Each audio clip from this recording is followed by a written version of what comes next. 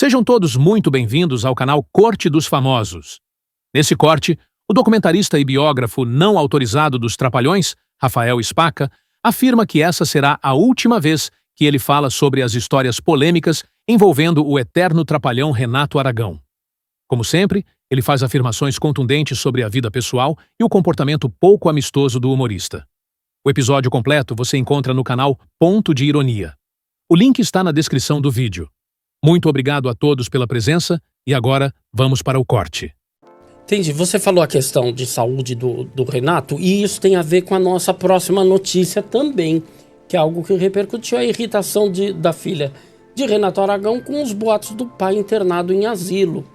Saiu essa notícia de que eles estavam procurando casa de repouso, asilo para colocar o Renato. E você já há algum tempo, Spaca, você tem dito, fazendo comentários sobre essa dependência do Renato dos outros, que ele já não é um homem tão saudável, principalmente as questões da cabeça, que você já levantou até suspeitas de que tem ali o início de Alzheimer, algo assim, por ele já não falar mais coisa por coisa, tudo. Como é que qual é a informação que você tem em relação à saúde do Renato hoje? E você sabe se eles questionaram isso de levar ele para uma casa de repouso? Isso é mentira. Eu até me posicionei a favor da família. Eu acho que esse tipo de coisa uma coisa é a informação checada, averiguada, e uma coisa é você lançar uma fake news, né, cara? Tá. São coisas completamente diferentes. Eu me posicionei a favor da família. Eu acho que a família tem que ir atrás, como já foi atrás de outras e descobriu, e acho que processou pessoas que inventaram fake news a respeito da família. É fácil descobrir isso, né? Tem todo um mecanismo que você consegue descobrir quem que inventou esse tipo de coisa, processar e tirar isso do ar. São duas coisas distintas, o que eu faço e esse tipo de coisa, né? A família acolhe ele, ama ele, cuida bem dele. Lógico que ele tem... ele precisa hoje de mais atenção, de cuidado, até por conta da idade, né? Ele fez 90... ele deve ter cuidadores na própria casa. 90 anos, cara. Então, e assim, é normal, tudo que tá acontecendo com ele é da vida, é normal de acontecer, cara, porque o sistema biológico de cada pessoa, tem gente que, por exemplo, o Dedé vai fazer 90 anos ano que vem. E tá dando cambalhota em circo. Cara, entendeu? E era um cara que há 20, 30 anos, quantas coisas ele já passou, já ficou internado, já foi desenganado, já uma série de coisas, e tá inteiraço hoje, lúcido, né, concede entrevistas, tudo. O Renato, você vê que assim, as últimas aparições dele levantam várias suspeitas, né? Você vê que é um olhar perdido, ele não consegue mais... É uma voz cansada. Não consegue mais elaborar um raciocínio. Se você perguntar para ele assim, me fala sobre o filme O Rei e os Trapalhões, ele não vai conseguir desenvolver para falar daquele filme, como antes ele conseguia, em várias entrevistas que ele deu. Então, é notório que ele está com algum problema. Isso só a Lilian sabe, cara. Nem a primeira família, quando eu falo primeira família, é quem? A Juliana e os outros filhos do Renato, que teve com a Marta. Não sabem o que o Renato de fato tem, né? Mas há suspeitas ou de demência ou de Alzheimer, né? E conversando com médicos, tudo, olhando as aparições dele em vídeo, ele participou, por exemplo, da Calçada da Fama da Globo, que ele ganhou lá a estrela. Foi recentemente, Foi recente. Né? Você vê que chega lá a Laura Cardoso e a Natália Timber, chegou de cadeira de rodas, mas conversando entre si e reagindo e entendendo o que estava acontecendo ali. O Renato, ele já chegou, não chegou de cadeira de rodas, chegou com a filha, que sempre, a papagaio de pirata. Cara, essa menina aparece em tudo, cara. Assim, tudo bem, é filha do Renato e tal, mas ela tem Ela não perde uma oportunidade, cara, não né, perde, cara, de aparecer, e mesmo assim, né, cara, você bate na porta, e não acontece Aparece nada. e não aparece. E guiado por um outro funcionário da Globo, tal, senta lá e você vê que ele é o único que não interage com as pessoas, ele tá com o olhar perdido, tal, né? Então isso assim, gente que conhece um pouco de medicina fala, ele não tá bem, né? Tanto é que as notícias, toda a resposta que ele deu para Juliana, tudo não é em vídeo. É tudo por escrito. É tudo por escrito. Então você não sabe se é ele, você não sabe. Claramente não é ele. Né? Então ele já não se posiciona.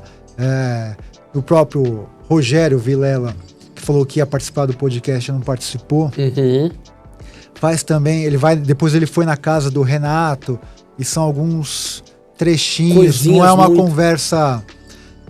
Não tem 2 minutos de conversa, tal. É mais ou menos, olha, ele vai conseguir falar essa frase. Então, fala disso que ele vai falar. A Lilian sempre do lado, soprando coisas. Então, é isso. Eu acho uma pena, cara, porque eu vejo assim, né? E eu sempre falei isso. Quanto mais você falar, menor o tabu de tudo. Né? Se ele tiver com Alzheimer ou demência, cara, seria uma grande oportunidade para levantar um debate disso e falar, cara, ó, isso causa isso, as causas podem ser essas, né?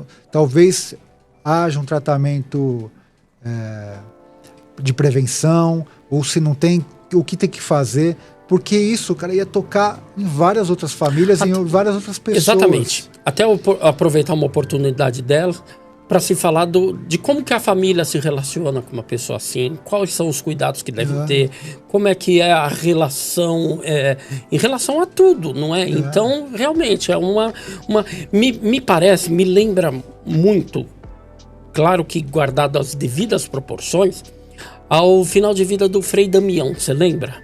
Frei Damião foi um sacerdote muito velhinho, e as últimas aparições dele, ele parecia um boneco de fantoche, onde tinha outros religiosos ao redor, que levava, o Frei Damião vai dar a bênção apostólica. E botava, e ficava um cara mantendo ele em pé, no microfone, e ficava um no ouvido dele, fala isso, isso, isso. E ele só repetia.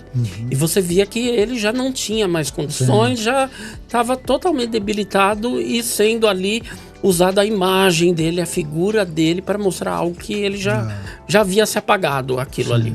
E a gente vê a cada aparição do Renato isso, que o Didi está se apagando. E é natural. É a ordem natural da vida. O homem tem mais de 90 anos, sabe? E o Mano deixava essa imagem mais humana.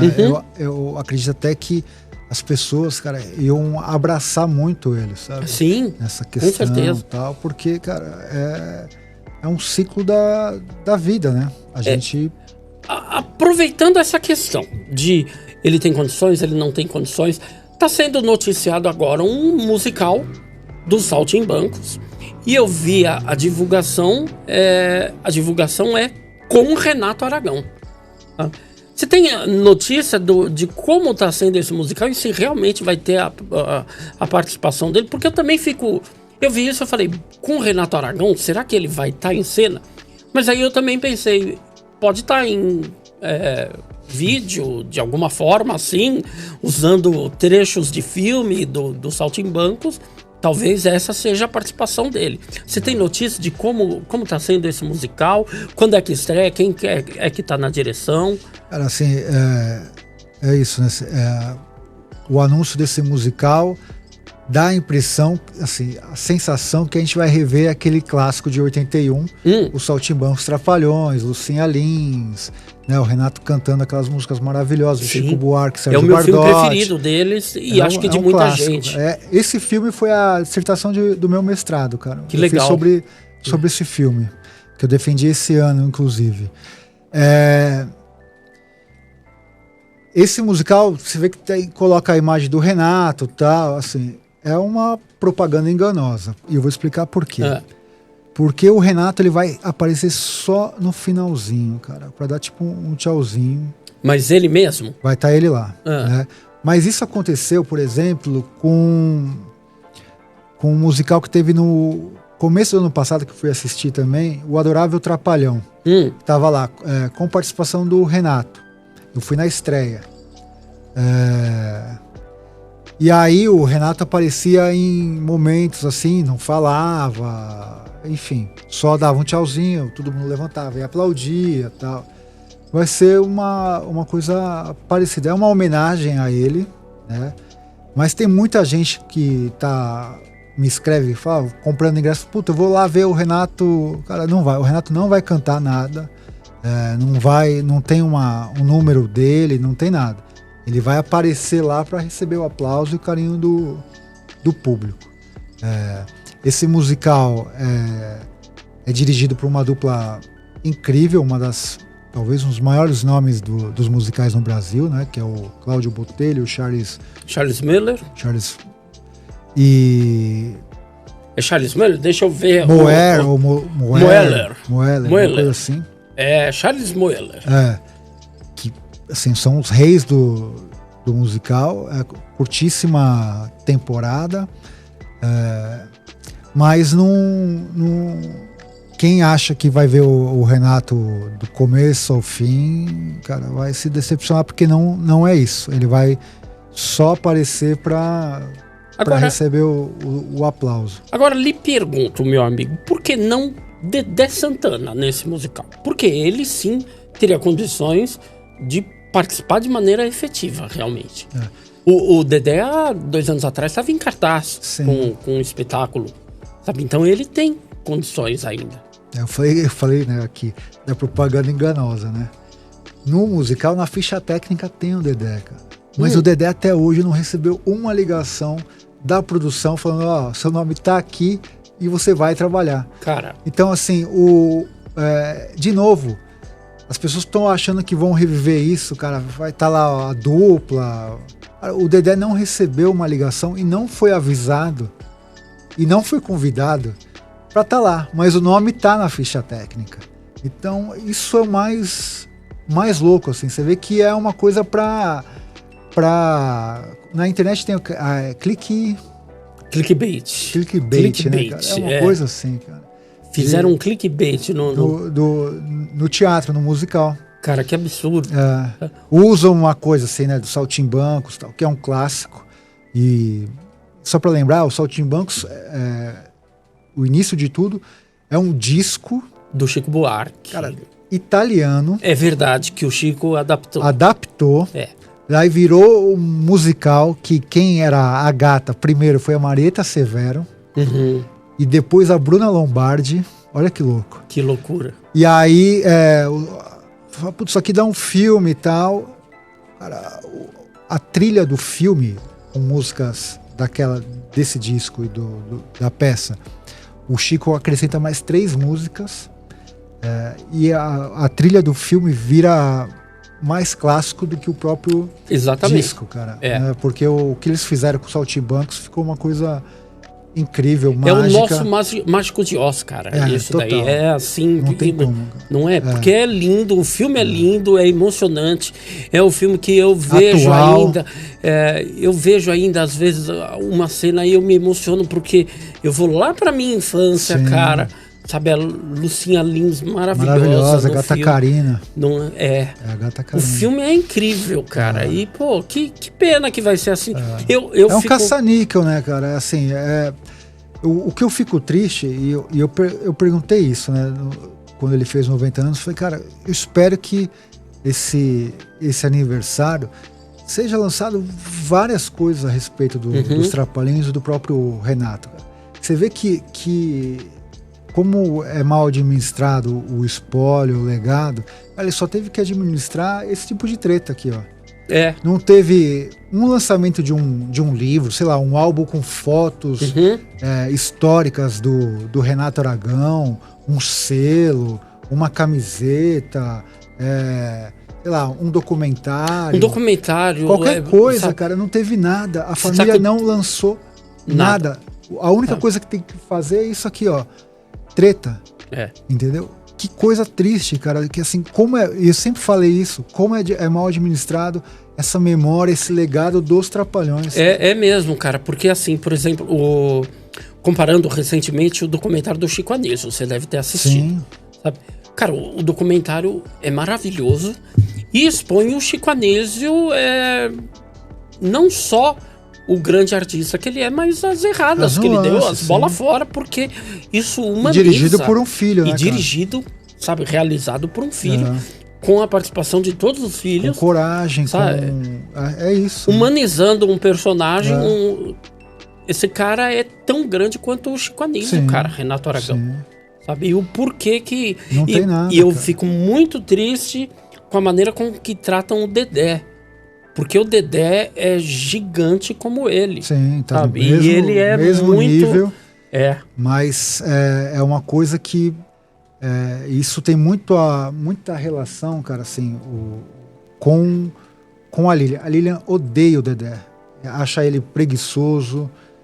O cara que trabalha tanto, cara. Então, pô, o cara não para. Oportunista, parasita. Ela vive falando mal do Dedé. Eu já falei várias vezes que ela em determinado momento, atrasava de propósito o pagamento do plano de saúde para ele ligar e se humilhar para pedir o dinheiro. Eles continuam pagando, só que hoje é um plano de uma categoria menor para ele.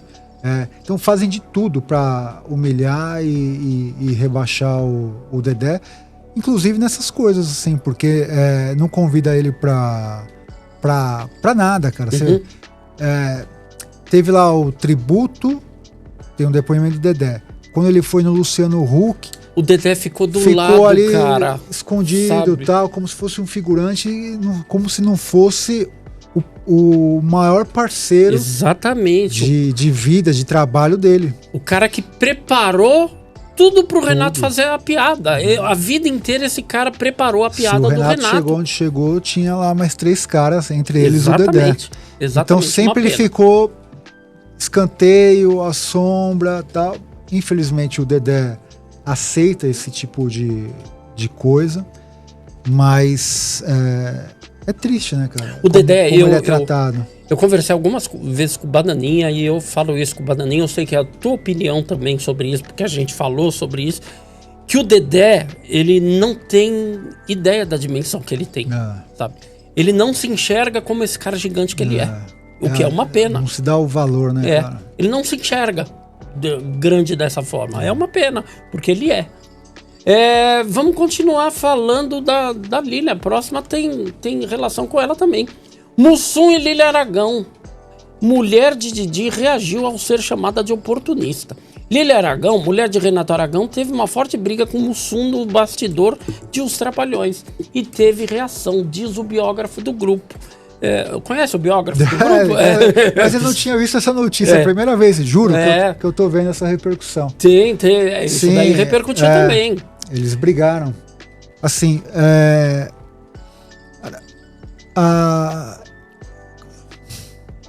ninguém gosta da Lilian, cara. Ninguém gosta dela. Ninguém. Se você olhar assim, ela é tretada com a irmã dela.